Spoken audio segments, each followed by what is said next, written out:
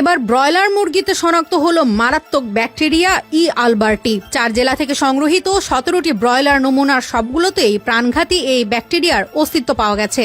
বাংলাদেশ কৃষি বিশ্ববিদ্যালয়ের অধ্যাপক ডক্টর জায়েদুল হাসানের গবেষণায় মিলেছে এই ভয়াবহ তথ্য। কেবল জীবিত মুরগিই নয়, ময়মনসিংহ অঞ্চলের বেশ কিছু দোকান থেকে সংগৃহীত মাংসেও একই ধরনের ব্যাকটেরিয়া শনাক্ত হয়।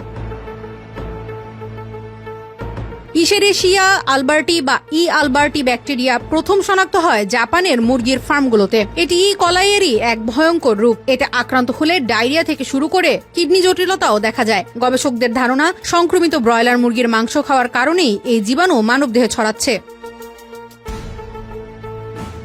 গবেষণা বলছে, দোকানে মুরগি প্রসেসিং এর সময় স্বাস্থ্যবিধির মারাত্মক অবহেলাই এই প্রাণঘাতী ব্যাকটেরিয়া ছড়িয়ে পড়ার প্রধান কারণ। শুধু মাংস, বিশেষজ্ঞরা বলছেন ব্রয়লার মাংসে সাধারণত বিপজ্জনক মাত্রায় ক্ষতিকর উপাদান না থাকলেও এই নতুন সংক্রমণ থেকে বাঁচতে সচেতনতার প্রয়োজন। রান্নার আগে ভালোভাবে ধোয়া এবং পর্যাপ্ত সময় ধরে সেদ্ধ করলেই কমবে ই আলবার্টির ঝুঁকি।